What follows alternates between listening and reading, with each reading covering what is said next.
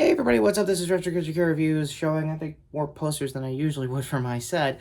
To do a quick review so far for Creature Commandos. This is just my thoughts on the 2-episode premiere and the start of James Gunn's DCU. And speaking as one James to another, I think it's a good start. So I won't go over the details of every single actor because one, I'm kind of in a rush to go see. Craven the Hunter, pray for me guys in that one, in the future cards right there.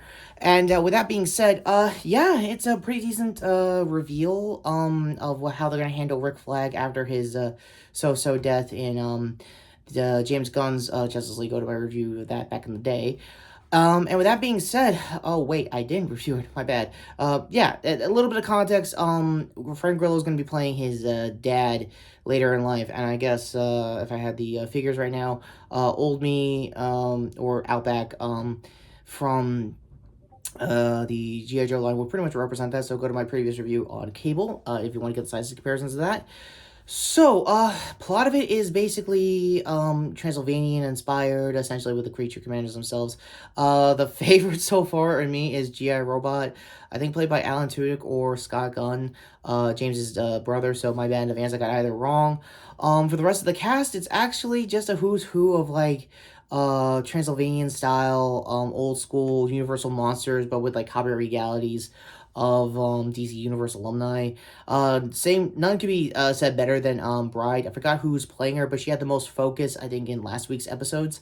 So with that being said, yeah, it's pretty cut and dry. And my overall thoughts, it's pretty good for a good start. So quick review here because I want to talk about the other thing here in the roundup is my overall thoughts with the 28 years later trailer. So for final scores here, it's a strong 9 out of 10. Probably gonna boil down to like 8.5 as time goes on, man, because the writing's a little James Gunn writing, not in the overly hyped department. The humor is not hit or miss, which is good. He had a clip out earlier this week of the voice team doing that love scene, long story short, and it was actually kind of cute seeing it on his socials, having more, I guess, plug and play with the cast. And if that's like the behind the scenes going forward, that he wants to be more in tune with the cast and projects he's going to be working on going forward. That's pretty cool. So, on to the last half of the roundup, is going to be my thoughts on the 28 years later trailer. Starting off the top, this is a Danny Boyle joint from his original movie back in the 2000s, 28 Days Later. In preparation for this, I didn't rewatch the movie because I actually remembered it a lot because it was one of those childhood horror movies I used to watch. I am that kind of millennial, sorry to say. But, yeah, Cillian Murphy, is technically in the trailer. They said in the IMDb, and I think the press tour leading up, that he might have an appearance, post-Oppenheimer. So, take that as you will. If you saw the skeletal, I think, him in the trailer. The rest of it is a pretty good teaser. It just gives you an idea of a certain, island off area of, Britain. I could be wrong, just UK adjacent or Yorkshire. Again, I don't know my UK. Stupid American, sorry to say in advance. But that's kind of where I think the second half of, I want to say, Quiet Place's sequel also started off with as well. But makes sense for the backdrop, if anything. Aaron Taylor Johnson, Jodie Comer, and Ray Fiennes is in the cast.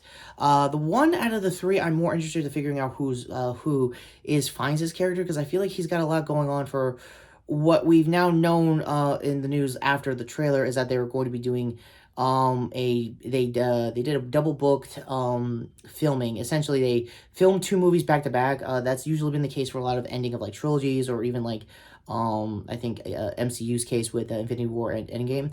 A lot of books to movie adaptations I grew up with did that same kind of double booking as well. So it's weird to hear that coming out of 28 years later. The whole premise of that, for the series, since we're here, is essentially rage virus-induced zombies, and what was now basically known as the fast motion zombies later in life in the subgenre of the horror series. Now, the reason why I'm talking about this now is that they have a prequel, I think, as their third movie later down the road, and a follow-up by, speaking of Marvel alumni, the Marvel's creator, that is also doing a directing duties for part 2 of this movie, called The Bone Tribal or The Bone Guard. I don't know which on the titling yet. But essentially, the rest of the teaser trailer is just showing you a smash cut of how Britain was 28 years before the virus and 28 years after the virus, and a good montage of everyone just trying to be in place where they've been in the decades since the original movies. So, where do I stand on the trailer as of this recording? I think it's a strong trailer. It's a good showcase of how much has changed just on digital alone. I think when I was sitting through Black Crystal's, I think Revenge of the Film Nerds podcast, they did say this and a few other horror movies at the time were the very first to be shot on digital. At the time, I think it was a Canon at the time, not really nowadays an iPhone. Also, speaking of, if you go to Jessica Clemens' coverage on New Rockstars, she did say they also, in spirit of the original movies, actually shot on digital. I think an iPhone 15 Pro Max at the time. I'm probably 2 generations behind as of this recording with my iPhone. But essentially, yeah, the only time you see a smash cut of it getting on a digital raw footage, I think, in the original movie to 35 millimeters at the very end.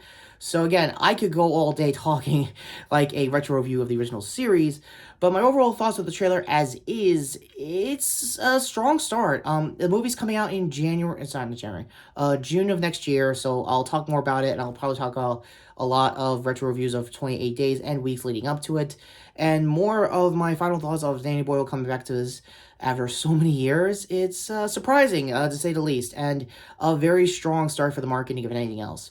So that's it for the roundup. Sorry to cut and dirty this as quick as I can. Like I said, I'm on my way to see Craven as of this recording. Speaking of Taylor Johnson related content, go to my potentially weekend review here for that review in the end cards. Other hand here to my catch up with Critical Role, and with my watch telling me to do stuff out of the way. I am Retrokid Review saying, yeah, can you tell them this is going to be one of those busy weeks just to get to the end of the year roundup? Yeah, it's that kind of year.